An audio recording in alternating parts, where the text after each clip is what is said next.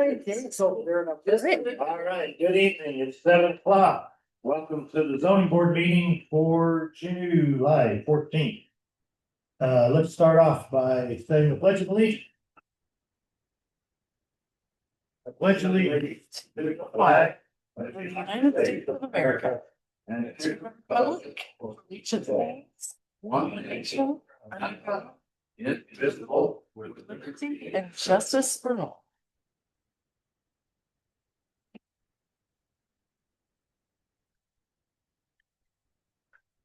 All right, we don't have a lot of items on the agenda tonight. We have a couple that might take a little bit of time, hopefully not too long. But we're gonna jump right down. We didn't have anybody request any public comments, did we? No.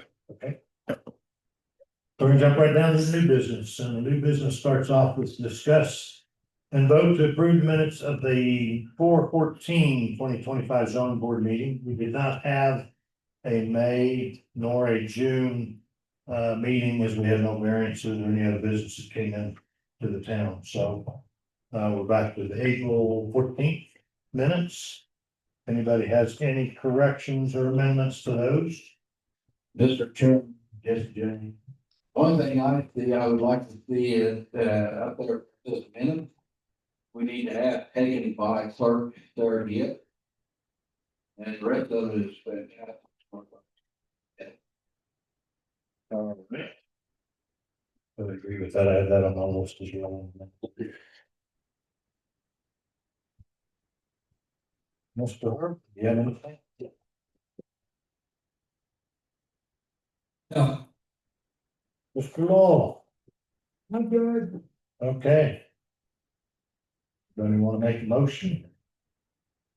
Yes, James moves to, we accept the minutes of April 14th with the addition of that,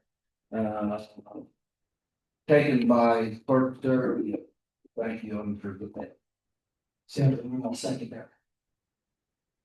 All right, so we've got a motion by Jesse, a second by Ed Herman. To accept the minutes as presented with the addition of taken by town clerk Sarah Gibb under number 1. All in favor, say aye. Aye. Aye. All opposed? They got forged. Okay. Then item number 2, as by the zoning code ordinance and zoning board, every May or the first meeting after May, if there is not a May meeting, we are to vote on the selection of a chairperson and a vice chairman for the zoning board. So I'm going to start off with, for the past year, I've been the chairperson.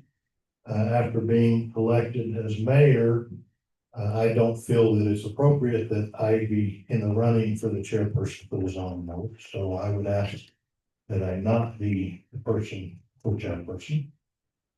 So that leaves it up to the other 3 members on the board. Mr. Chairman, is that a expression or is it an attorney input expression? No, the attorney's input was actually that he felt that it was good for the board of trustee member was on the zoning board to be the liaison.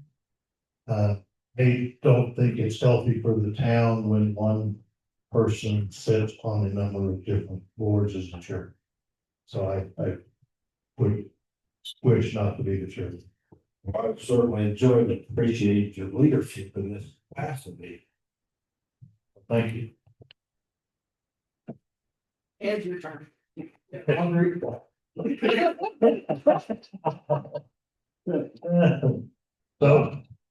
me do this. I guess I'll do it this way. Roger, would you be interested in the chairperson or vice chairperson? Yeah, just remaining, yeah. Okay. Or Okay. I guess that is position vice chair for me. Well. that just. Well, what about our new member at large that's going to be coming on shortly? Can we leave that, vacancy there until that person shows up. As the ordinance is written, we're to select a chairperson and vice chairperson either in the May meeting or the first meeting thereafter. And since we don't have a fifth member yet, I would say that we need to go ahead and select a chairperson and vice chairperson for that before members on the board. So I'll add that, I don't want to stand as the chairperson, but I would consider the vice chairperson because whoever's going to be the chairperson will always be there, I'm sure. I have been telling that as we delve more and more into the technical side of the meeting, including Zoom, I feel like I'm sort of don't have both oars in the water, but Antiquated. is that a big word? But anyways, I would serve as chairman if that's what the board. All right, so You may have to help me with the technical side. well, you can rest assured we'll do that. So I guess it leaves the question, Ed, are you interested in the vice chairperson position? Yeah, I'll do the vice chair. All right. So we can do this in one step or two steps. And I guess if I'll make a motion if someone seconds it, then it'll be a one step. So I move that we select Jesse James as our chairperson and Ed Herman as our vice chairperson for the upcoming year, or for this 2025 year, which would be until May of next year. Ed, I have a question. Yes. Is there a pay increase for this? Yes, Yeah, there yeah. is. We'll give you 2 zeros instead of 1. Thank you. It's double the volunteer work. It's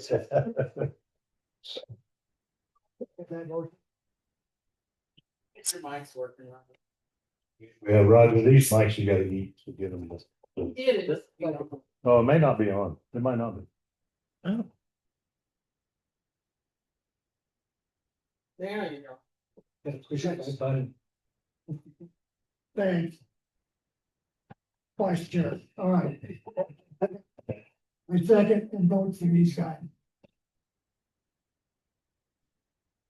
Okay, so we've got a motion and a second for Jesse James to be the chairperson for this upcoming year and Ed Herman to be the vice chair. All in favor, say aye. Aye. Aye. Aye. Aye.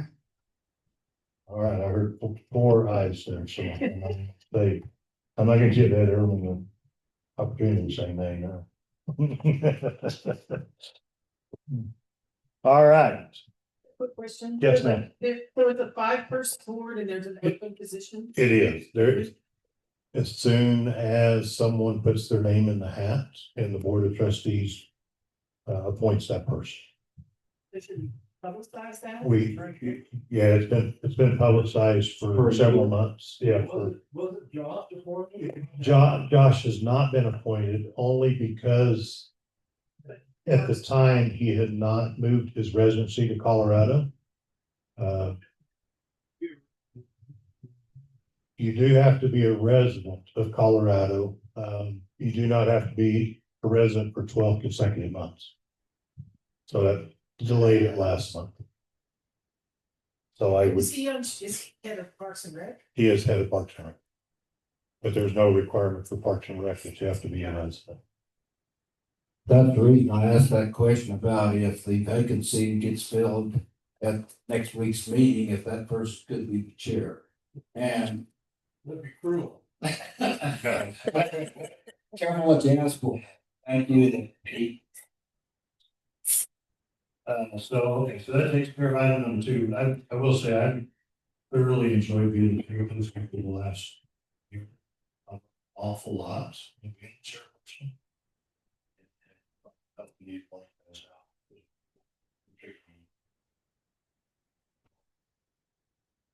All right.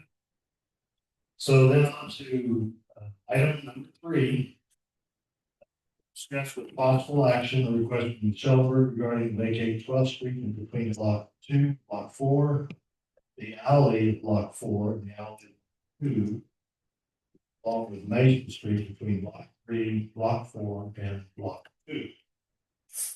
So to start off with, as I was researching this, after the last board meeting, kind of researching what the state statutes were for vacating streets.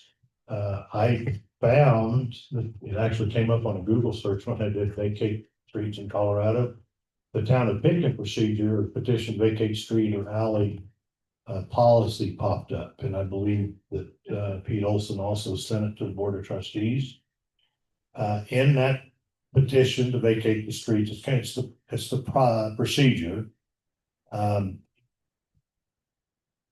In that procedure is that the zoning board is to hear the petition.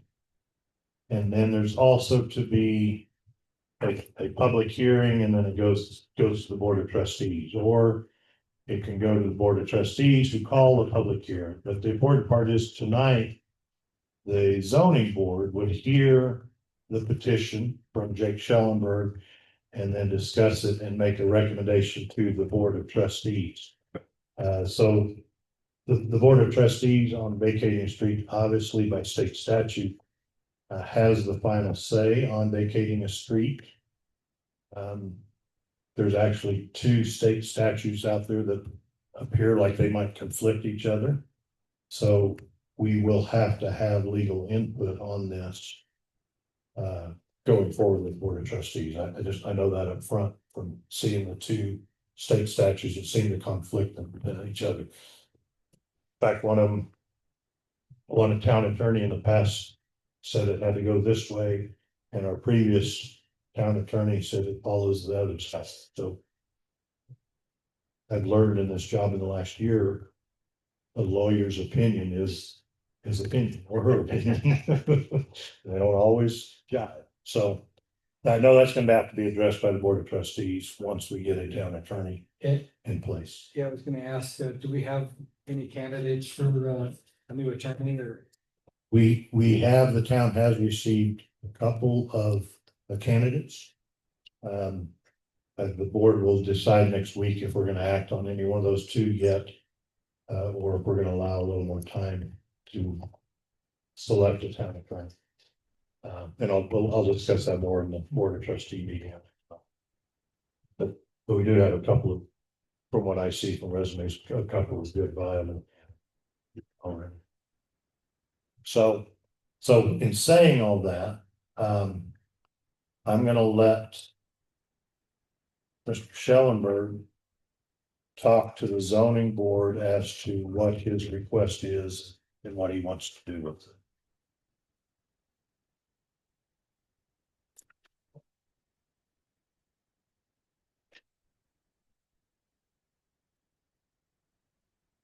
How's it going? Does everybody have the packet that includes the map? And kind of an explanation of why we were looking to do this. And then I don't know if you needed the permit in there, but I think I sent everything. So yeah, the goal here is basically to create some properties for people to build a nice home. And just the way the streets, the alley runs out of the creek and then through the creek and back out of the creek.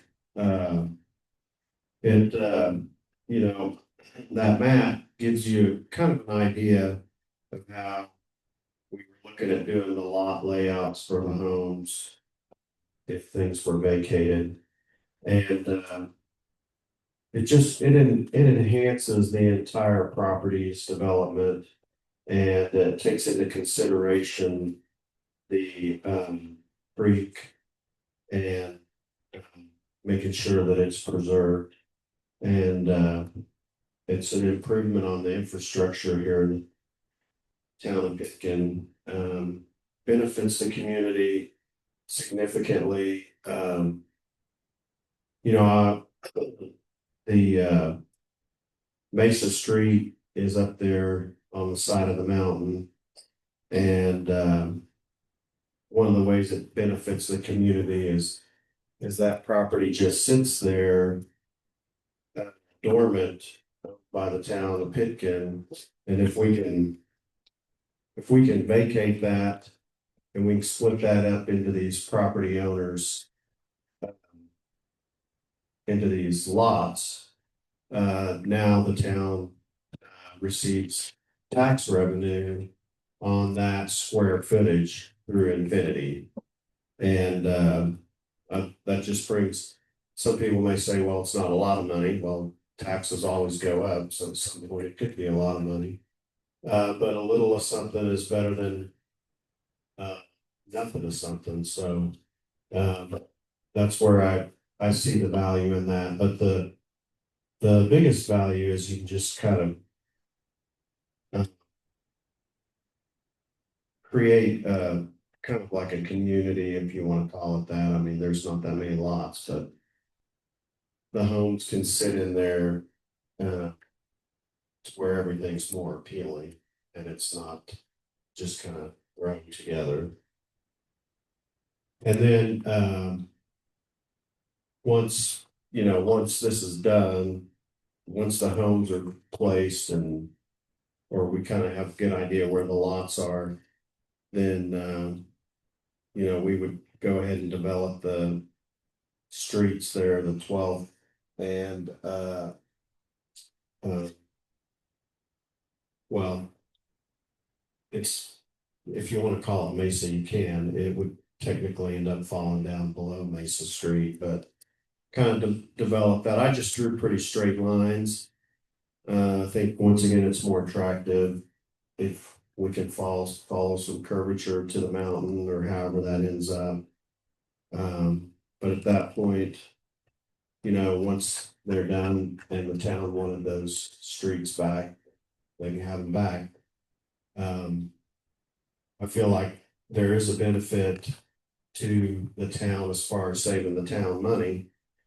If the town doesn't take the streets back, then this community would end up being responsible, because it'd be like a private road back there, right? And when you consider snow plowing, the community would be responsible for their snow plowing, and it wouldn't add another burden to the town when it came to snow plowing or road maintenance. They would basically have something similar to an HOA agreement where they would take care of the road or two roads maybe.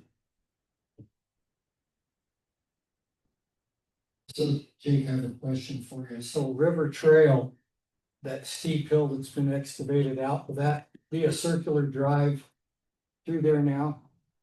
You're gonna tie the River Trail in with Mesa at the top?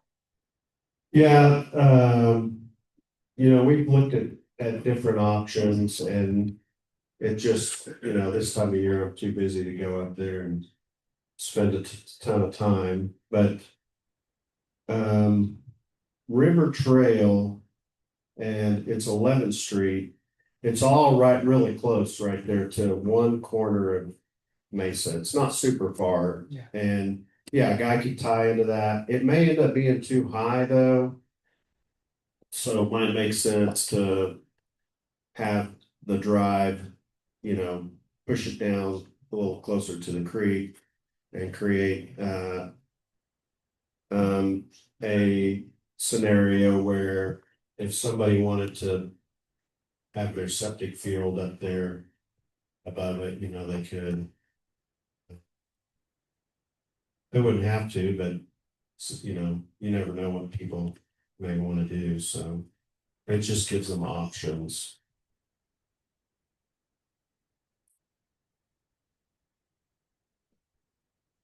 I've been doing all afternoon studying and playing with this thing. I have many comments on your proposed street which is closer to the creek than the platted mesa, is somewhat close to where there has been a trail where people have trespassed on the property here that the Hinkles owned. And I know there was many protests about snowmobiles and country cross skiing, people going across that property and thinking it was Mesa Street, and it absolutely was not. It's way high up on the mountain.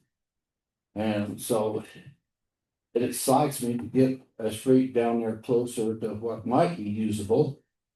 I don't know that it can even continue on past your property to the Pitkin campground like it has been kind of sort of used in the past.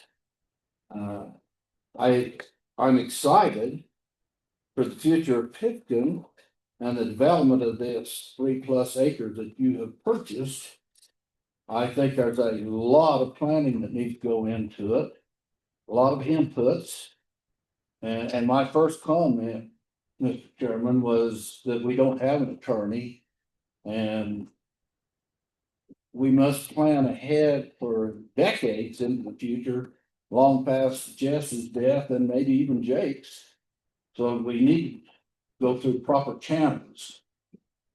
And the size of our town is 160 acres, which includes this 3.6 or 8, whatever it is. I would like to see it developed, but I think it needs to be planned thoroughly, considering septic systems. If septic systems for these lots 2, 3, 4, 5 could possibly be up there where the Mesa Street is platted. The only thing I see there is a pumping system, much like our elevated leach fields are down here in along the creek and places like that. So I see a lot of potential. The width of the streets that you're proposing versus the width of the platted streets is something I want considered. A lot of planning. And I did some rough guesstimating. And it appears to me that your proposal, which may not be final yet, there's about 18,000 square feet involved in those streets. And the vacation of proposed street closures is 53,825. So there's a difference of 35,825 square feet in the platted versus proposed street. And so I'd like to be a lot of discussion in that. How wide were you calculating the new streets? The new street I was calculating as 30 feet. 12th Street proposed, I have 30 feet by 200. And the Mesa Street proposal 30 feet by 400. And I calculated 12th Street as platted, 66 feet by 200 feet. Mesa Street 80 feet by 400. And Aston Lane 15 feet by 575 feet. Okay, yeah. So there's just a lot of things I don't know how high of a fill it's going to take, where there might be culverts or bridges like on 12th Street, for example, over the creek. But if we have to elevate very far, I would not want to see more than a 1x4 slope on the edges of the street. So the base have to be pretty wide unless it is a bridge. Bridges are pretty expensive. I know there's different options, and I know I've been for the last 3 years measuring the arch culvert just above town there that comes on the middle courts entrance. And I've not ever seen it over 30% capacity. So I mean, there's just a lot of stuff that I would like to see the zoning board, the street commissioner, and the trustees and an attorney having a lot of input and discussions to make it futuristic. Yeah, yeah. That could be, usually what you see, in other towns when they do this, they vacate everything. And then when it's built out, the town decides if they want property back, like if they want the streets back. It's decided in advance sometimes as well, but a lot of times, it's done in the rear, so,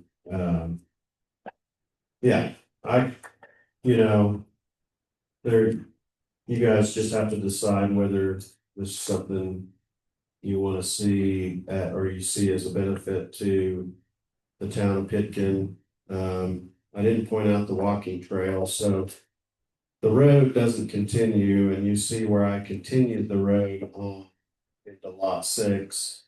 And then if we just take it on into lot 7, to the end of lot 7, that's where that walking trail is that goes to the campground.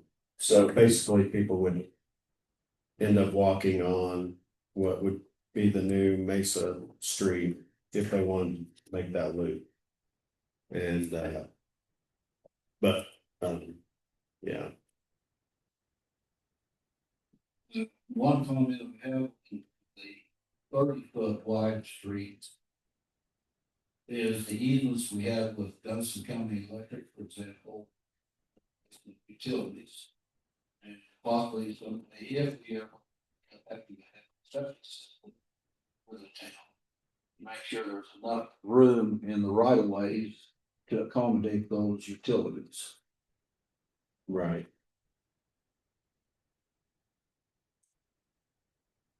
Yeah, I think Mesa or that river trail is 15 feet wide, so these are all twice as wide as river trail is. Yes, and I think that was a mistake back when the town did that swapping.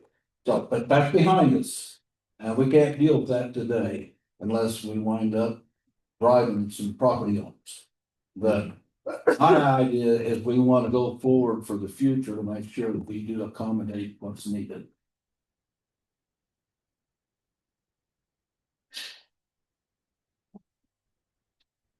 Ed or Roger, do you have anything to add? I think we've got to stick with streets that are compatible with the rest of the town. Not gonna chop this out of town. If you want a subdivision. Or 3 properties in a, sort of a subdivision, actually it's a development. But it's mine claim, very similar to this. You can't mess with a mine claim, and it's, 300 feet by 1,500, that's what you want. This is a similar situation. If you want the legal description of this property, in Pitkin, Colorado, the lots and blocks that are here is what you want. You're gonna chop them up into something else. Roads including. You're actually taking this out of the town of Pitkin, making it your own, becoming responsible for it, and the town is not going to allow that. Yeah, right. I've already done this with my other property here, and so yeah, it's actually, yeah. It would not be part of the town of Pitkin. Quartz Creek Properties is not a subdivision of Pitkin. If it was, they would all be paying taxes to the town of Pitkin. Yeah, this would be a subdivision. I don't think so. I don't know how it is. Huh?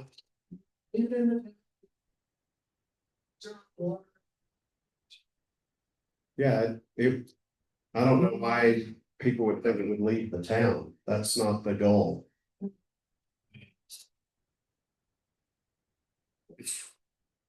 The lots are being subdivided in a different, they're not 25 by 100 or 125, whatever they are.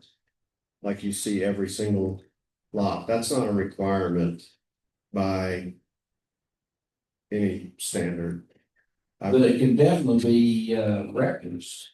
And as I'll just take lot two, maybe it ought to be building site two rather than lot two. And it includes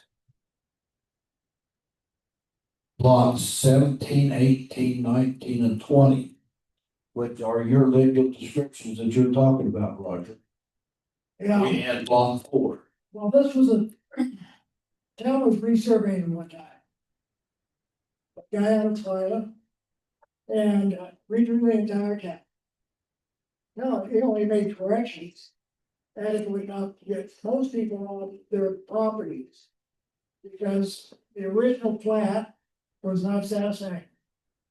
The town was not able to adopt that new map, even though Bob Bigelow did an exceptionally good job of doing it. He had hoped to have money out of it. But our attorney said every homeowner, property owner in the town had to vote for this map change in order to do it. And we're kind of like, it's impossible for that to ever happen. Everyone could vote for this. Did make some shifts on this north end of town. Pushed properties a little this way and that way. We got it abandoned down after the Silver Club. Is it really where it's supposed to be? The road is where it's supposed to be there. But anyway, to make all those corrections or whatever, Bob had this all figured out. They wouldn't allow us to make those changes. I'm not sure how we're gonna go forward. With joking now, you know, this block and a half or almost blocks of property. And saying, do with it as you want. Without everybody in this town having a say, some sort. Yeah, I think maybe you're confused. Yeah, there's no chunking out, nothing. It's a vacation. The markers are there. In fact, this property contains one of the town corners, so that's there. It's been surveyed multiple times. It's the surveyors and the property attorneys that make the legal description. Like I said, I've already done it in the town of Pitkin with a couple of properties. And it's, yeah, it sounds difficult. I can't do it because I'm not that smart. But the attorneys write it and it's legally binding. And so there's nothing leaving the town of Pitkin. There's no corner markers changing. It's no different than you owning 4 lots where your house sits and you decide, oh, this guy's willing to sell me 1 lot. I'm gonna buy that lot. Your property pins just changed. Well, sure, if you stick with blocks and blocks, as they are. You change the blocks, and you know, now I realize Albuquerque does not have like sections where it has blocks. But they under the light still, so to speak, Yeah, and that wants you try to go, lots of blocks. It's not the corners of hell, nothing else. yeah, so you can look up some of my other properties and read the descriptions and it explains it, because you've got. I don't remember the terminology, partial, you know, X portion of lot 1 of block 2 or whatever, so it's very doable.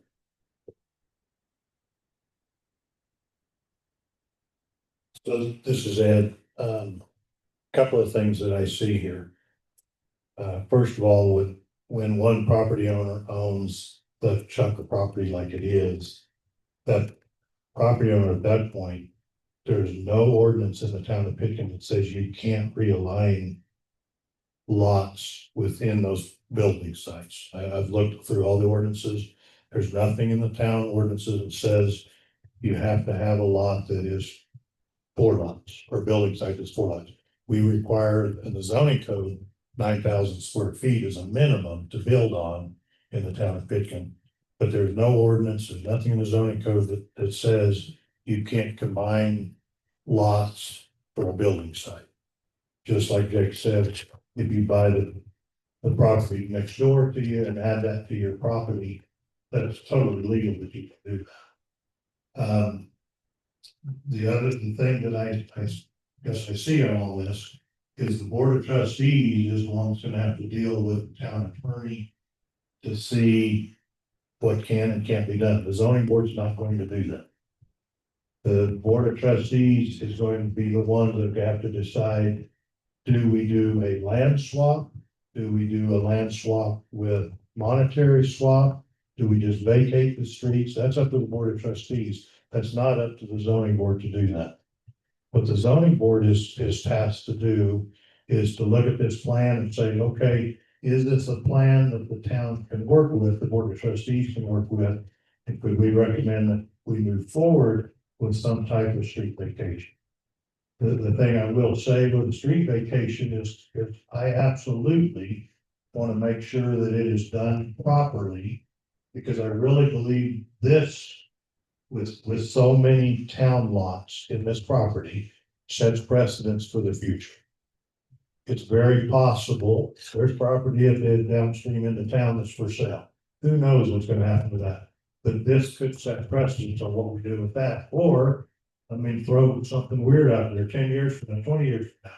Someone comes in and buys a number of building sites in town or homes in town, and they scrape it off and say, okay, we want to create our own little HOA, whatever. So I think as a board of trustees, we want to make sure that this is done properly to set the precedents in the future. Can it be done? I think absolutely it can be done.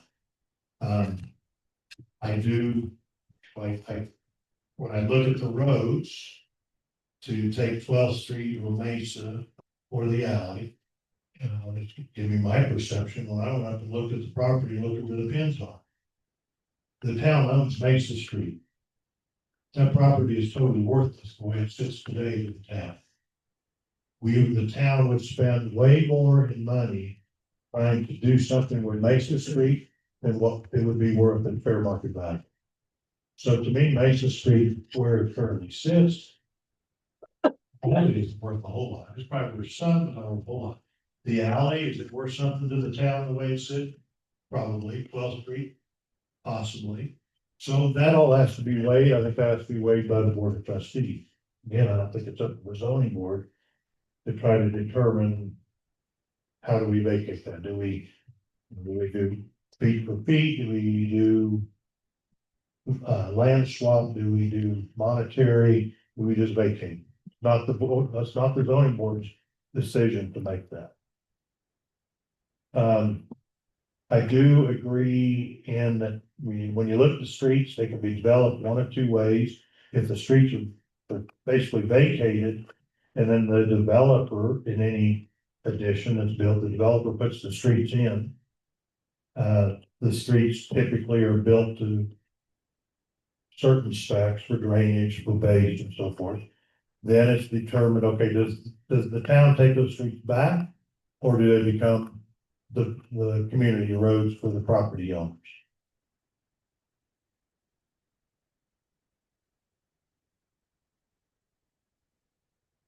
All the streets, the town vacated all the streets, developer put in all the streets, went back to give them back to the town said, we'll absolutely take them from the HOA once they meet our spec. And unfortunately, at the time, they did not meet the town spec. So that's why I agree with Jesse in that we've got to do some careful planning as we move forward on how this needs to be done. Does it make sense for the town to take the roads back? I like the idea that they stay a community road. But when I look 20 years down the road, when we're gone and someone else is living in their lots, it said, well, these lots are platted as a Mesa Street or whatever, they should belong to the town should be taking care of it. I think that's just gotta be spelled out again. I think an attorney could tell us if this is written as an ordinance, which I see from the state statute, we've got to write an ordinance. If we vacate the streets, we specify in that ordinance what's gonna happen with those streets.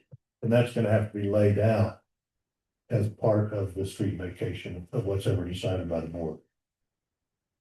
So I'll go back to what I believe is the zoning board's job tonight is, do we have what looks like the start of a plan that the board of trustees can work with? And maybe the board of trustees wants to form a small commission to say, or committee to say, okay, this is what we need to have happen with the streets. And this is the width the streets need to be. Maybe we'll work with the property owner on adjusting one or two of the lot sizes. But again, I think all of that has to go to the town attorney's got involved. So I guess I kind of said my piece on it. So I'll see if anybody else on the board has anything to say on it. Well, I'll just make one more point. The streets are, yeah, pretty wide. Old time streets. They were fire breaks. In the old days, you had to push the wagon, had to hold, to a fire. Things were. So, 80-foot wide streets, fire wouldn't jump it, 66-foot wide side streets, you could almost protect those. You'd lose a block anytime you got a fire, the whole block would burn, but it wouldn't burn the entire town. There's some merit in making a street wide enough so it can be a proper fire break. Particularly in a town like this that doesn't even have fire hydrants. You wanna put fire hydrants in? Oh, yeah, I'm not opposed to it. I think there's someone else working on a petition to do that. Yeah, I think he talked to some of the trustees already.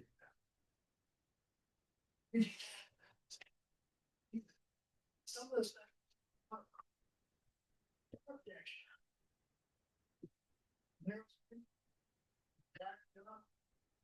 I. Now. I like it, I think this is go on. The streets need to go back down, it's funny. From the state, there is a street that we have. And so we own these streets, even though they're not put in. We don't get any money for them that they're not put in. But when they are developed, you're not gonna get any money from the city. As an HOA or anything else, but the town. So there's a lot of things to consider before we start chopping this up, making it a special area or something like that. I think you're gonna be part of the town. So that. Get the streets, so that can be town specifications. And clean it up a little bit. Make everybody happy. Get the neighbors on board. I mean, it sounds like a lot, but it's the all town. And you're not starting from scratch, you got a 104-year-old town. So Roger, would you be in agreement? What you just said, that we take Jake's current plan. And approve to send it to the board of trustees with some more work on it. With possibly a committee to work with Jake. To look at the lot size to see what adjustments we might be able to make on the streets. And see where it goes from there.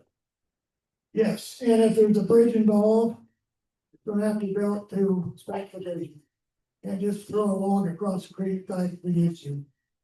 Which is unfortunate, but that's state. So, So you can't use a flatbed trailer anymore, maybe. like the one down the road? Well, Mr. Chairman. When you look at this. You are Mr. Chairman. Hey, Okay, I'll agree to that. on our petition to vacate streets, if you look at 1, 2, 3, the fourth one down. It says list of names and addresses of all property owners for the properties that are about and are adjacent to the street or alley under consideration. Yes, This is that, for that is. That is absolutely. the crowd, they're 0. Because all of the adjacent property is Schellenberg. And so, if you jumped over River Street, for example, yes, there'd be names on this. I see great potential for this, and I would like to see it go on. As I stated in my opening comments, yes, I think there needs to be some adjustments. This is a far better plan than we looked at close to a year ago with 12 possible building sites. This is far better, Jay. I think it still needs some considerations of many things that we've talked about tonight. And I know that costs time and money. The biggest time element I see is an attorney for the town of Pitkin. But I believe it's very doable with everything that we've talked about up here on the board. I'm encouraged to go ahead with it.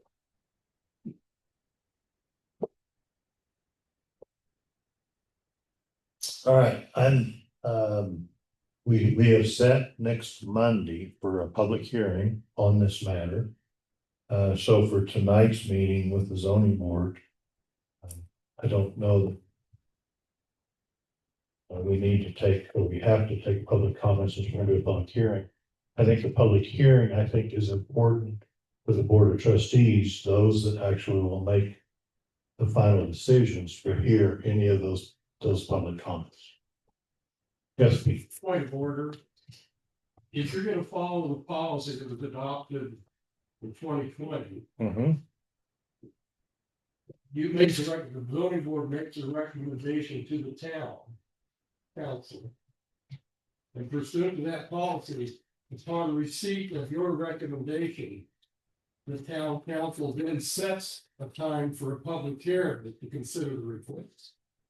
And there are 2 requirements to provide notice to the property owners involved, as well as to the general public, at least 7 days ahead of that hearing. So this is why you need an attorney. The policy that was adopted that you're sort of following would indicate that a hearing by the town council next week would be non-compliant with the policy. So I think you need to consider that before you go too much further down the road. And if you don't want public comment, fine, but I do have a couple thoughts in my head. And one thing I'd like to butt in, I'd like everything that you just said to have been on that mic, so Zoom people also could hear it. Is that okay, Chairman? Yes, it is. I'm trying to see if there's one participant out there listening. And that way it goes on record too, because his voice probably did not pick up here. Yeah.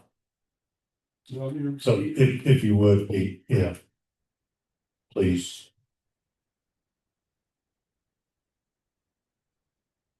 This is Pete Olson speaking. I made the comment earlier, I'm repeating it, that in 2020, February, the town council adopted a vacation policy. And it does have a little bit of conflicting reference as Mr. Pinalto identified. However, this meeting tonight, consideration of this vacation request is being done in accordance with that policy adopted in 2020. And Mr. Pinalto made reference to the fact that a public hearing was to be held next Monday when he would take public comments on this matter. However, I pointed out that February 2020 policy that was adopted provided, first of all, that a vacation request comes to the zoning board as it has tonight. Zoning board forwards a recommendation to the town council, which they would receive next Monday. And according to the policy, the town council, upon receipt of that recommendation, which they would get next Monday, would then schedule the public hearing to hear public comment on the vacation request, provided that a letter is sent to the property owners involved, which in this case would be Mr. Schellenberg, and further provided that the town clerk provide a 7-day public notice of its time and place for that hearing. So I think that's something that probably should be included perhaps in your recommendation, that they, you know, acknowledge the policy is probably the best course of action, given you don't have legal advice at the current time. That's my comment. Thank you. Thank you, Pete. So I want to address a couple of things that it say. It does say in policy, upon receipt of the recommendation of the zoning board of adjustments, the board of trustees will set a time for hearing the proposal for vacation. So last meeting, the board of trustees did set a public hearing date for next Monday. So on Monday's meeting, the zoning board, or excuse me, the board of trustees will hear the recommendation, if there is one from the zoning board.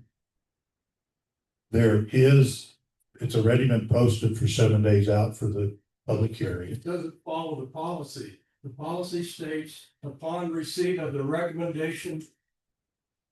I'm going to clarify this. I just read what it said, Pete. Read what it said. It says upon receipt of the recommendation of the zoning board of adjustments. That's correct. And last month at the town council meeting, Mr. Schellenberg presented this request. It had not yet been to the zoning board of adjustment. Correct.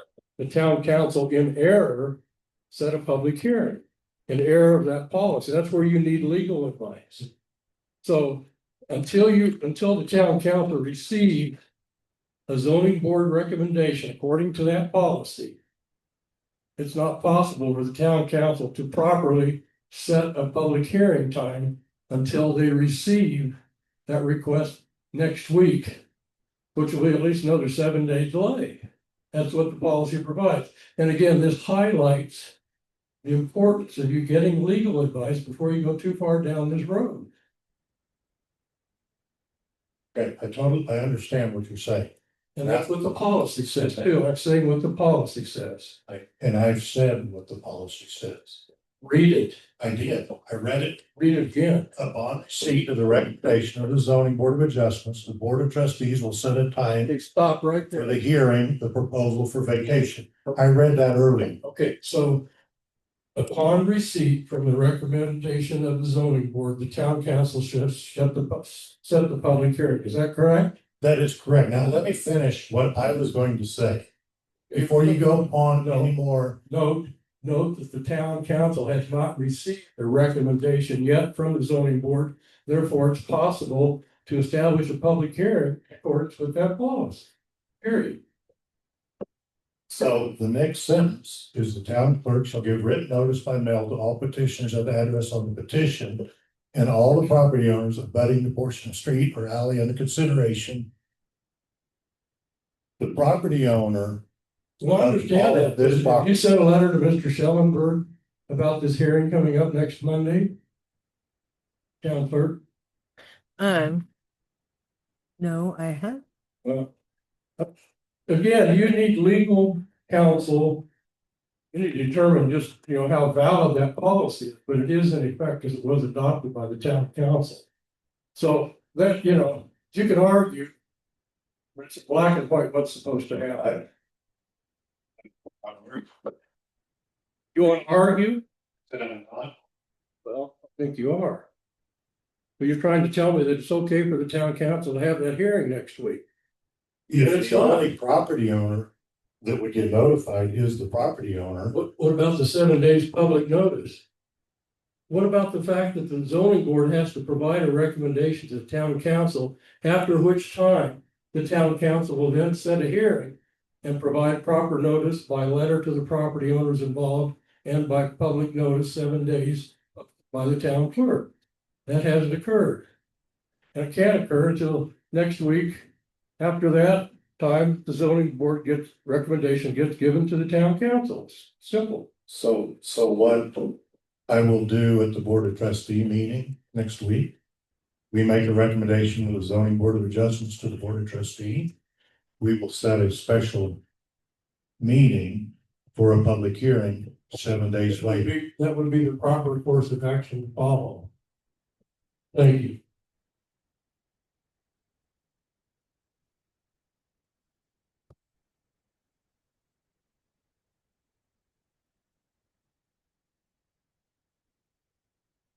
That's the reason I was wanting to make a motion and us have a motion and vote on to send our recommendation to the trustees for a week from tonight. I don't have that motion written out, but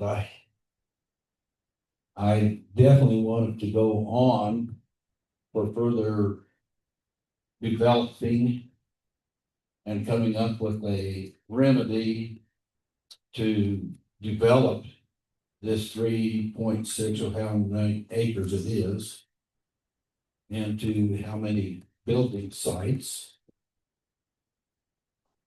I've not gone to the trouble of trying to figure out what that motion would be.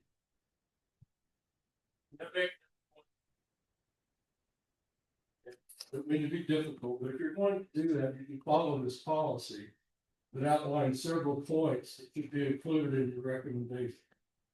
In that motion. Yes.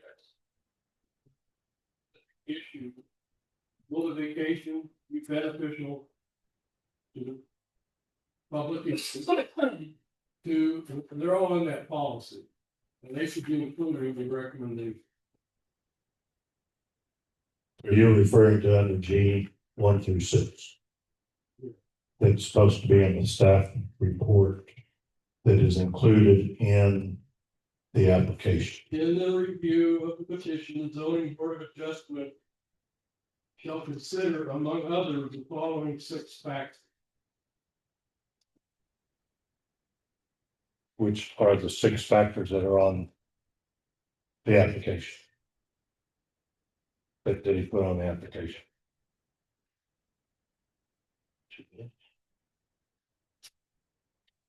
Right there. Yes.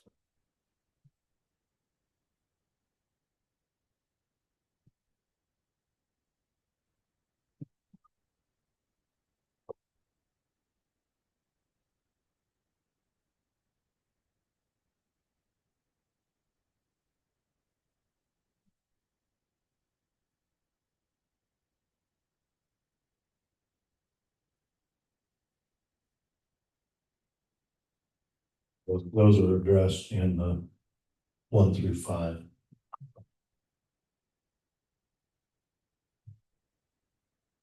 So let's, as a zoning board, will the vacation, if we vacate these streets, will it be a benefit to the public interest?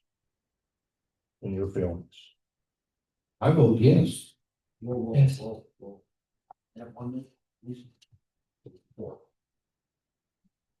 Up to the mic. Thank you. 1 minute, every time. Testing, so much. Justin? Chuck Woods from Pitkin, just thanks for the time and effort you put in to give us that original information. Thank you. Appreciate it. Thanks. Something that no one has thought of, okay, is back in the 90s when the LUR went into building, I realized it's Gunnison County. Something that has materialized over the years is an avalanche protocol. That is an avalanche area over folks. Okay. You issue a building permit and there's a disaster of some sort. Help us if it happens. Something you need to add just to your information is avalanche mitigation needed. People are spending $500,000, $600,000, $700,000 up in the deep to build in areas that are avalanche. Some county. It's just the idea, if you have these homes in there, and you guys issue a building permit for it, and there's a disaster, who's gonna be responsible? The town insurance carrier will go crazy, or these people are gonna have to have avalanche insurance, wouldn't be able to get avalanche insurance, it's stopping them to get fire insurance here. So anyway, that's it, but just thank you for all your. Did a great job. Minute 18, close. It's good. It's good, Chuck. my birthday. It's good. You said time me, I did. Okay, so I'm gonna go back to the following factors. So the vacation be a benefit to the public interest. I believe it would absolutely be a benefit to the public interest. And I said yes. I said yes. Now,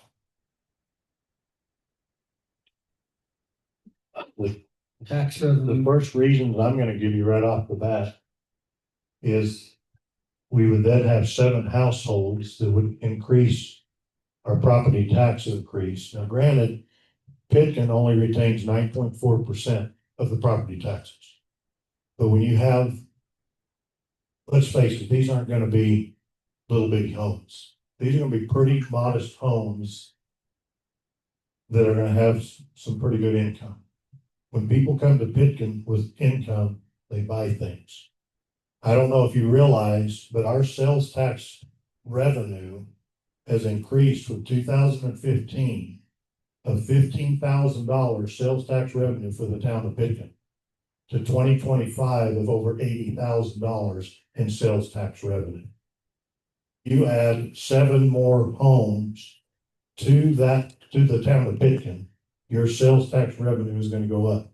I'll remind everybody that our 2 biggest expenses in this town are street maintenance and snow removal. And for the last 3 years, we've averaged $53,000 for street maintenance and snow removal in this town. Our property tax that we collected in 2024 for this town was $20,000. Property tax does not cover our snow plowing and our street maintenance.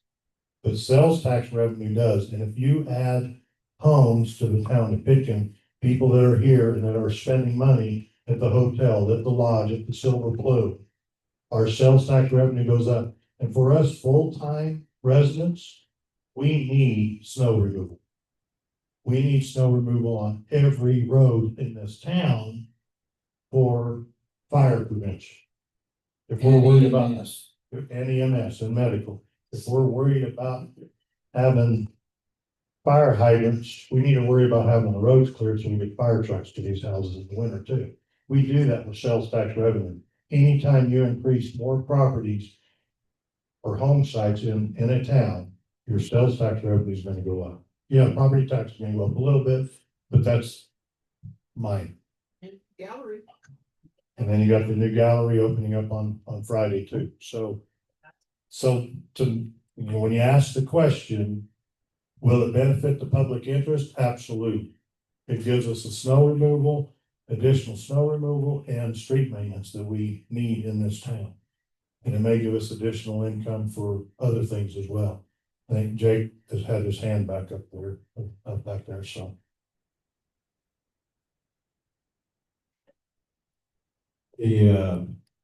One of the community benefits that directly impacts Pete, who had the question as to how this could possibly benefit the community, is when you add a bridge to 12th Street and you open that street up from River Street to River Trail and a bridge across 12th, if there's a fire below Pete Olson's house between 6th and his house, he has no way to get out if it's a big enough fire. This gives an opportunity for an additional exit in the other direction. And I think that's huge.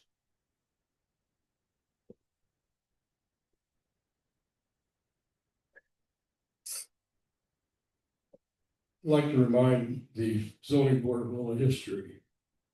In November of 23, Mr. Schellenberg submitted his original proposal for 12 units.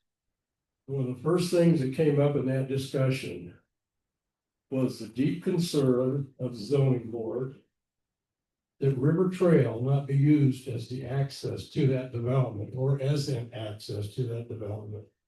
Subsequently, the town council considered the zoning board comments and recommendations, and they agreed. Subsequent to that, Mr. Schellenberg then requested a crossing of 11th Street so that he can have access to this property and not utilize River Street. The town council was agreeable to that, but apparently that never got followed up on. I would make the comment only about this issue of River Trail involved in this development. The opinions given to this point by the council and the zoning board is that River Trail should not be involved in access to this property. So I think in the development planning, that should be carefully considered, because if in fact River Trail gets tied into this, then the whole point of not having it used is moot. So my thought would be that this development would have provisions so that no access from that development could be given to River Trail. And thank you, Mr. Schellenberg, but I think I can take care of myself. In reply to that, every street in this town gives access to other streets and other residences. Well, then It would be very foolish in my books to develop this project and cut off River Trail from any access to State Street. But I would suggest you allow him to access this development. Public needs to hear it, Chuck. That's a good point, Mr. Garrettson. However, if in fact you anticipate the River Trail would be used to access this development, I would suggest you save everybody a lot of time and expense and allow the development to be accessed from River Trail and not require a stream crossing. Then call you there. How do you prevent when there's access across Quartz Creek, say 12th Street, for example, or 11th Street? And you say there's a fire and you cannot cross that bridge to get up on Cumberland. How do you prevent people from using a street? How do you prevent anybody from using River Trail to get to Powerhouse? Well, if you put good planning to work here, you would have a crossing at 11th Street and one at 12th Street, so that that property could be ingress and egress from either one of those locations. As far as River Trail, River Street, you know, for the last 145 years, everybody survived quite well without going anywhere beyond the switchback. Well, you've not had a major disaster either. How do you, Pete? Well, you know, you recommend wisely that there ought to be a considerable planning done in this, Yes. in this review of this development. It probably can become a very good asset to the community if it's done properly. And what it's going to involve is either a re-subdivision of that property, which kind of, I think, goes to Mr. Roger Lowell. Mr. Lowell's point about, you know, the lots of blocks. You can do a replat, kind of erase all those old issues and come up with new ones. That's one option. The other option would be to use a planned unit development process, which would ultimately allow the developer a great more deal latitude than through subdivision. He would basically have a fair tract of ground to design as he see fit, with the provision that any internal streets would be the responsibility of the development through a homeowners association to operate, maintain, and construct those services. And that's a tool that is available if you amend the zoning code to include that, and that's a lengthy process too. But again, you need a lot of input and a lot of legal assistance. And I don't mean to muddy the waters, but I do think you should follow your process properly. So thank you. Thank you, Pete. All right, so going to the next factor, will the vacation result in any parcel of land being denied direct access? The answer to that is no, because of the access of 12th Street back up to ultimately to State Street and then Mesa over to 12 or back to Powder House, either way, either way is fine. But it doesn't, it doesn't deny direct access. But anybody up here seeing anything different? I agree. Does the subject street or alley or part thereof abut any body of water? The only, the alley that would be vacated goes through the river, or through the creek. So that actually would be, that issue would be eliminated. And then there would be the creek crossing of 12th Street, which is much more viable of a crossing than 11th Street would be because of the height of the terrain of 11th Street versus 12th Street. Anybody see anything different on that? Yes and no. Okay. You are exactly correct about when you get up towards Mesa Street as platted and the 11th Street intersection, there is probably, without a survey, 20-25 foot at least, almost straight up.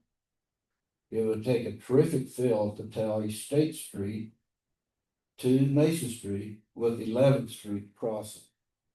Therefore, that's the reason it needs to be altered as planted.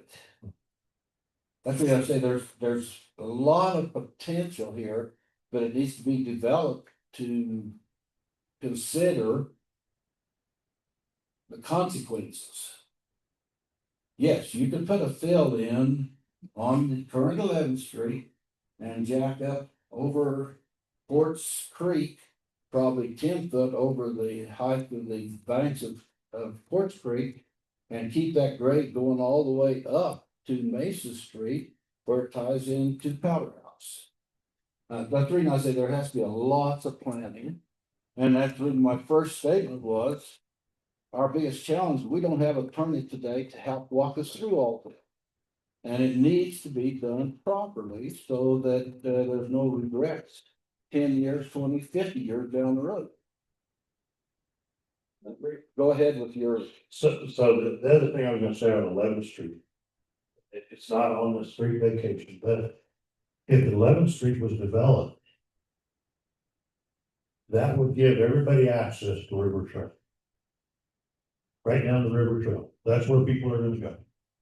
They're gonna go down 11th Street, they're gonna turn right on the River Trail, and they're gonna go down the River Trail. And I believe that's what Mr. Olson's concern is the traffic will come down River Trail and River. And opening 11th Street would definitely do that. But also give it access from Powder House and River Trail to get over to State Street. I can argue both sides of your coin. I agree. I absolutely agree. You agree? Okay, so will the vacation result in alleviation of a hardship for the petitioner?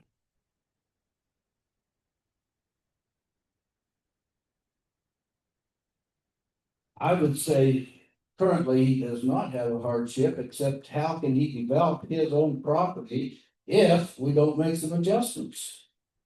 So I don't know that I could really call it a hardship at this point, but it definitely controls his abilities to sell building spaces off of this 3+ acres. And I see it as we could make the land by him asking for these streets. Adjusting them, moving them. Then it makes the land viable to get more homes built.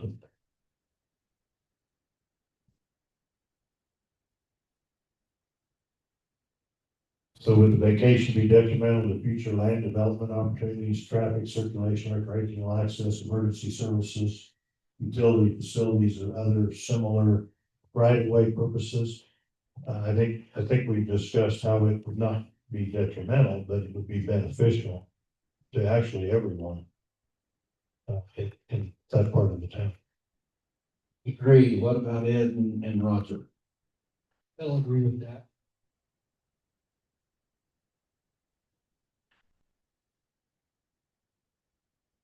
So we'll go back, Jesse, we'll go back to your motion if you wanted to make. And it was pointed out we should include those 6 items in that motion. It's gonna be a really long motion if we try to include all those. Or I think we could make the motion that we could refer to the minutes of this meeting of what was discussed, of how we answered each of those factors.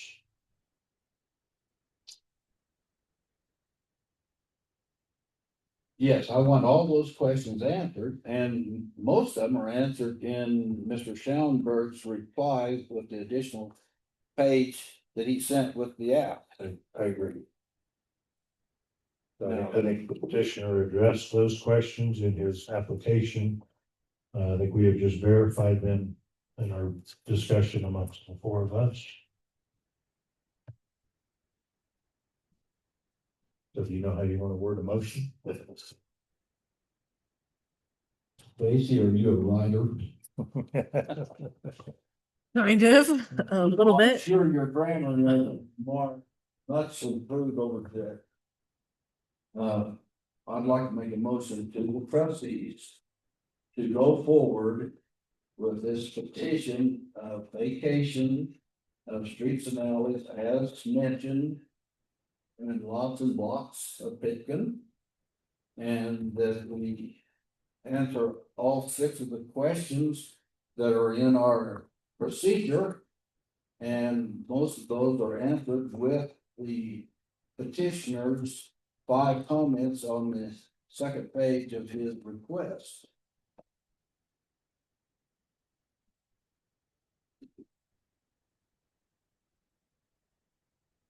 I'll second that.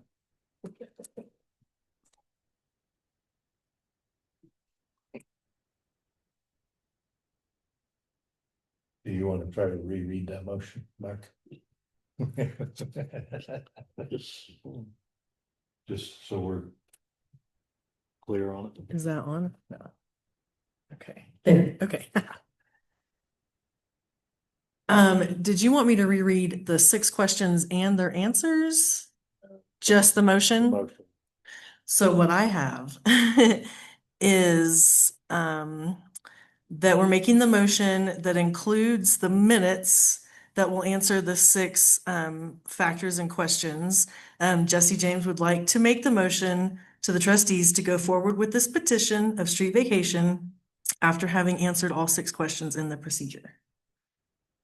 And part of the petitioner. Oh. Okay.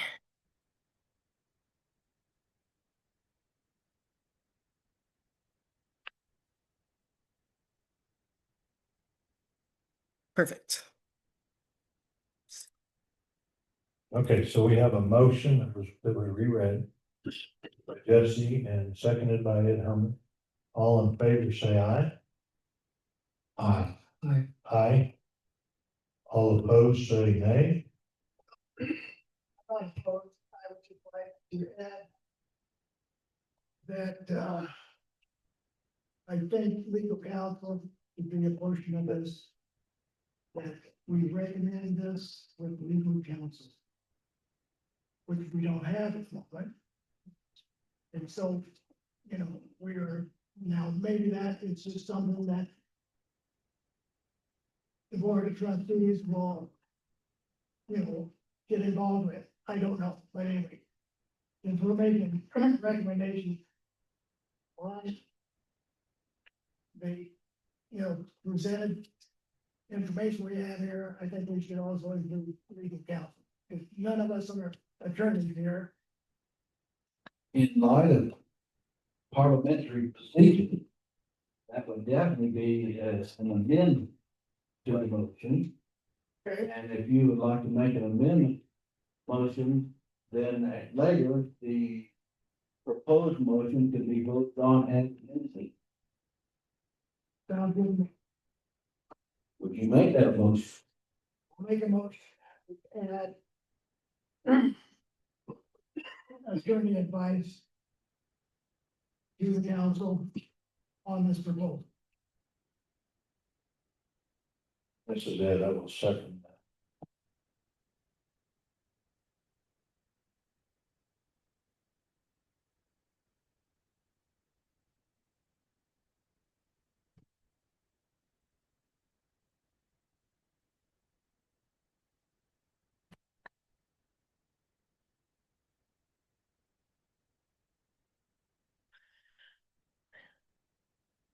Okay, so now we've got a motion by Roger and seconded by myself to amend the original motion, adding the legal, adding with legal counsel to that original motion. So with that, all in favor say aye. Aye. Aye. All opposed say nay. All right, so we'll send the recommendation to the Board of Trustees to continue on with the vacation. You just voted on the amendment. You haven't voted on the motion. You're right. We need to- So we need to go back and vote on the original motion. So we voted on that motion. No, we did not vote on my motion. We voted on the amendment that Roger just made. Now we vote on the motion as amended. We started to vote on the original motion. It was 3, and then Roger said he didn't want to vote against it. That is right. But we want to amend it. Now, I don't know about Mr. Parliamentary procedure when it comes to, but I believe the end result is the same. The end result is, it's the original motion with legal counsel. So did Roger vote on that first one? 3 of us voted yes. He did not vote on that. So he abstained. He actually, Oh, no, we did vote on it. Yeah. You're right, you know. So I I'm don't gonna have- put down Rogers as abstained. abstain. Thing is no. But you made an amendment to that. All right. Oh, that was all confusing. So then. Almost 8:30. You I need, would like a moment. we need about a 3-minute recess.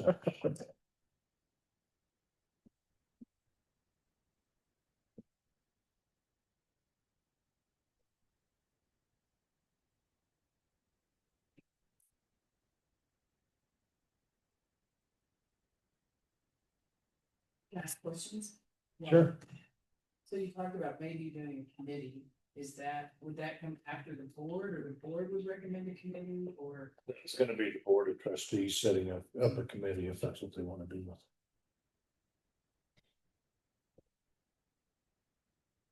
And so then does the town council meeting that's Monday? Next Monday? Yeah, next Monday, So is that 21st. review the attorney applicants, or is that a separate process? That would be part of the Board of Trustee meeting. But you're not ready to, We're not ready to review them yet, simply because they have to spend administrative time with the legal. Goes out to all the lawyers. That's only been out there for those 2 weeks. Like to see. We've received 2 very good applicants. But I don't want to jump. the gun. probably August, Probably be August. I don't. just curious.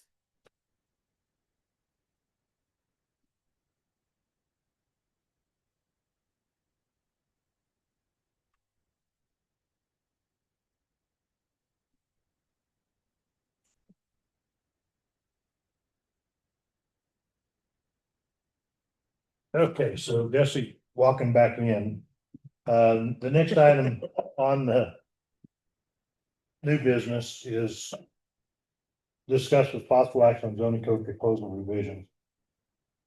And I want to talk to the inspection checklist, because that's really all we had left on the table for the zoning code update. I did have a discussion with, if you recall, earlier this year, or last year, I don't remember. We put together a short committee of Phil Deutsch and Tom Gibb and myself to look at those checklists. And then we looked at them. We also were trying to look at the building code version. And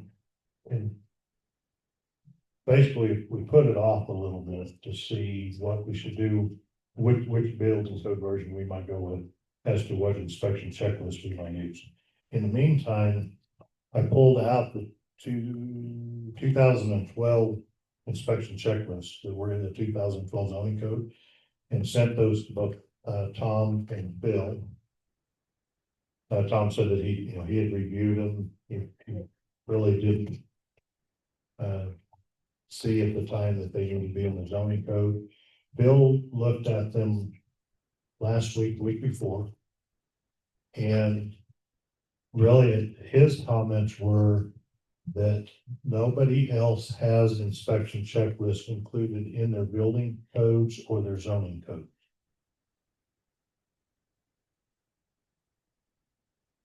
In county, the guy that's in charge of the building code, I can't think of his name on the top of my head. But he came back and he said, for Gunnison County, they do not have inspection checklists as part of their zoning code or the building code. They do, however, have inspection checklists in the job description for the building inspectors, outlining that they are to use those checklists as inspection checklists, and their checklists correlate directly to the building code version that they use. Which, if you don't know, the county uses 2021 building code, which is one of the most stringent building codes there are. So that brings really to the next thing to consider is if we take, say, Tom and Bill's recommendation not to include the checklist in the zoning code, but to include them in a building inspector's job description and in their responsibilities, which I think is probably a good place to put that. We know before too long, we're gonna have to be looking for a building inspector, and we probably need to have a job description with job responsibilities, which could be included with that for the new person. But it brings to that next point on the list, and that is the building code version. And here's what I've been able to find out with the state. And I think I've mentioned this before, that in the House bill, and I don't have the number right in front of me, that they passed back in 2022, it states that if a municipality updates their building code, must update their energy code to 2024 energy code, the low carbon energy code. That is if we update the building code after June 1st of 2026. So we are currently on 1997 IRC, International Residential Code, is what we currently have an ordinance on. There is some discussion, from what I understand, in Denver. Something like they have just recently done with their OWTS, which, by the way, we have to update our OWTS Reg 43 by June 1st of next year. We don't know all the specifics yet, but we've already been informed of that by the state. But it is very possible that the state may come back and say that if you're not on a more current building code, you may be forced to go to a later building code. I'm a little bit concerned myself that if we don't move to like a 15 or an 18 building code, which is not a lot of difference between 15 and 18, if we don't go to an 18 building code, sometime after June 1st of next year, the House or the Senate in Denver could require that we have to update a building code. And if we do at that point, we will be forced to go to a 2024 low energy carbon footprint energy code. If you haven't read about that yet, all I can tell you is they're saying it's all electric. Isn't it like 400 amp service? Yeah, Yes. It's crazy. And There- solar ready. There is just as an example. Oh, it's, Third station. yeah, the 2021 energy code. That's currently in the county. And the house that's being built on State Street at the end of town is in the county. And they have to follow not only 2021 building codes, but they have to follow the 2021 energy code. And they were required to put in 400 amp service and be solar ready and EV ready. 2024 energy code is worse. The 24 low carbon energy code has things in it like no firewood, no propane, all electric. So that's my concern. I'm throwing it out there. I don't want us to be caught out where we don't update our building code to something a little bit more current. And we're forced to do it after June 1st of 2026, and then we're forced to do the 2024 no energy. That's just my thoughts. I talked to Phil about it. He said that he's very comfortable with 2018 building code being sufficient for a number of years from what he's been here. So I think that's something to consider. I don't think it's anything we have to make a decision on tonight. I do know the Board of Trustees did ask at the last meeting when we started talking about planning and planning for the future. They had asked that we start looking at the OWTS updates that we need to do and our zoning code by the September, October timeframe. So I would think in the next month or so, probably next month, we need to try to decide, do we want to try to move to a 15 or an 18 building code version? So can I ask why? I mean, what's between 18 and?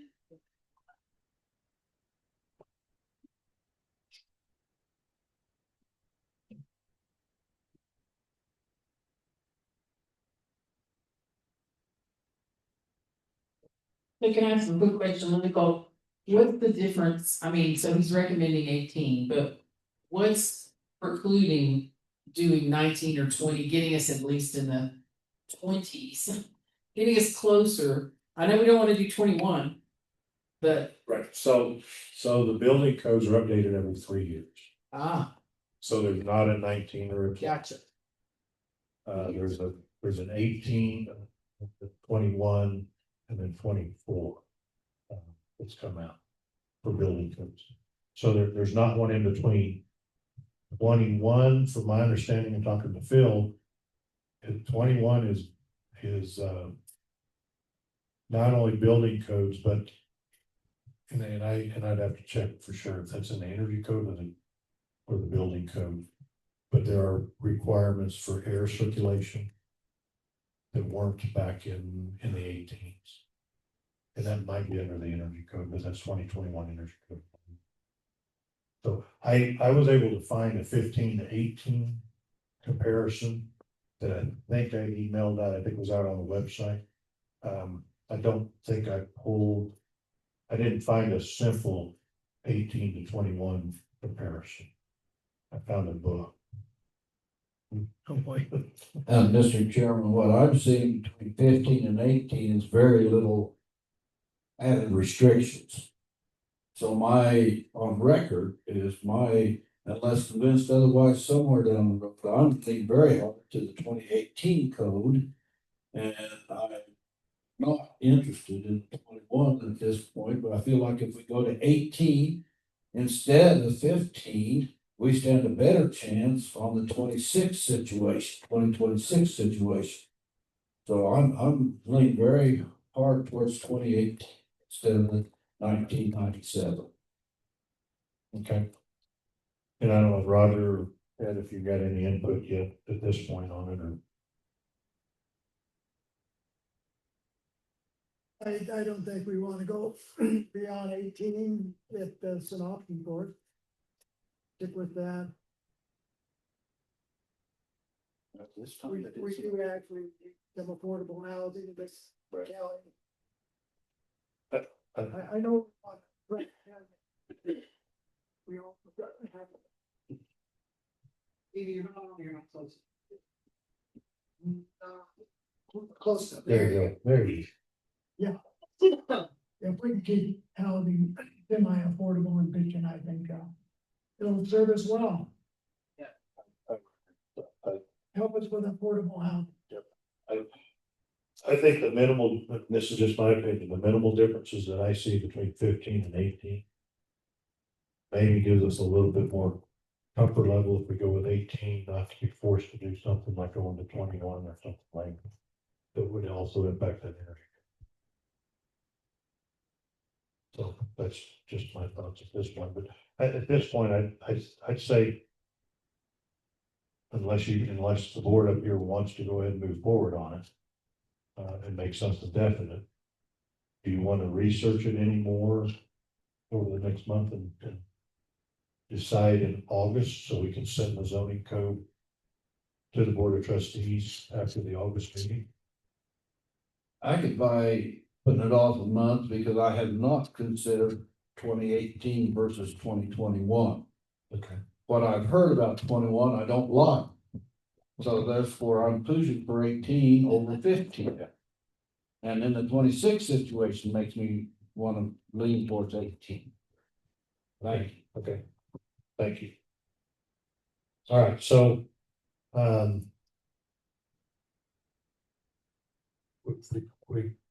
guess we put it on the agenda to discuss with possible action. Doesn't mean we have to take action. We can make a motion to table those items to the August meeting. If someone would like to do that. Mr. Chairman, I move that we table that building code versions of the 1997 versus the newer, later codes to the August meeting, please. Do I have a second? Mr. Herman will second that. Okay, so we got a motion to table that. The code, building code version. To the August meeting. And at that point, we can look again at the zoning code revisions, but we've done that multiple times. The only thing left on it was inspection checklist and the building code version. So with that, all in favor, say, of tabling that, say aye. Aye. Aye. That's our 4 ayes. So. Okay, on the old business, I'm gonna jump down to old business. I have updated the building inspection checklist, tracking spreadsheet. What I failed to do was to send it to the other board members and to Stacy to post it out there. I've gathered the information from what our building inspectors put in the commissioner reports up through last month. So I believe I've got all of the building permits accounted for. Looks like we're looking at 9 building permits so far in 2025 that I'm aware of. I know there's some on this that I think are completed, but I have not heard from our building inspector if they're complete. So I was hoping he'd be here tonight. Since he's not, I'll be with him by next week. Can you recite those 9 new ones right quick, please? I sure can. Update us. Yeah, I will. So 2025 building permits. The Bonton Hotel, 329 Main Street, was a building permit for the stage and bar. I don't know, I believe that's final. I think they got a CO on it. Nassau on 312 11th Street. Which was for a new home construction, so that's 47. Beardy's on 923 River Street, that was 2 modified little storage containers. I believe that's complete. Chuck Law at 504 State Street was 3 20-foot storage containers to be put in. I see one of them sitting in front of that property, so that might be. The next one was 10 Main Street for Schellenberg for a pole barn. I don't know if Tom has signed off on that completely or not yet. But it looks like it's for the full barn is complete. Thomas Kelly on 719 Main Street, that's a 13 by 22 story addition on the red cabin, and then a porch addition on the brown cabin. Colt Mall at 409 Main Street, which is the old restaurant. Proposed art gallery. Yeah, proposed art gallery, the Terrible Mountain Gallery. Requested a permit for 2 Class C signs to be hung up. I think one of those is put up, but I don't know if the other. 702 Main Street is Joyce Scott. That's a 14 by 20 storage building. It looks to me like when I go by there today, they're just starting the footers, digging the footers. Jim Fisher, 302 First Street is replaced deck and add roof. I don't think anything been done on that. 100 Main Street, Jake Schellenberg, to move the train depot from State Street to Main Street. That, I believe, is complete. And then Linda Tennell on 215 Main Street was an addition of a 10 by 16 deck on the rear of the house. It appears to be complete, but again, I thought Tom was good to be fine. And then for 2024, there's only 4 that were outstanding. Figuerados at 507 River is a garage, and that's in progress.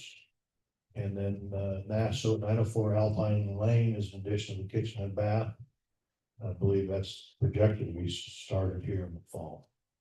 And then I have roof and a wall that was a well permit that does not pertain to building permits. That's EHA and the Board of Health. And same thing with Beery. This is 2023. Beery was an additional well.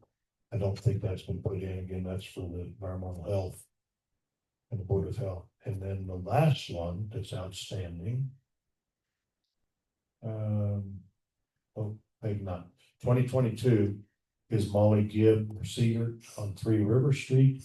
And I still show that as in progress. We received an update. The last update was May of 2024. So we should have an update on that from them. And then 2 old that are beyond 2 years old is of course Tom Gibbs at 409 Main Street, the restaurant. That's still an interior remodel. That's going to be turned into the Terrible Mountain Gallery. And Daniels on 320 Courts Lane on the Barn Dominion. I don't know where that's at. It's projected to be completed last year. We received a letter September 2023. Was the last letter we received. But that may be complete. I just don't know. We need to ask building inspector those questions. And I know we got that update from Molly a short year ago, and we also got an update from Phil Daniel. And I believe it's complete, but I don't know that Tom has finalized that yet. That's the part I don't know. But he and Molly both gave us updates a short year ago. Yes. Yeah, Molly's the last update was May of 2024. All right, and that's all that's on the list. I'll get with Tom to get some of these confirmed ones. All right. So that's all I have on that. Thanks for worrying. All right. So no more items on the agenda. So do I have a motion to adjourn at 8:24?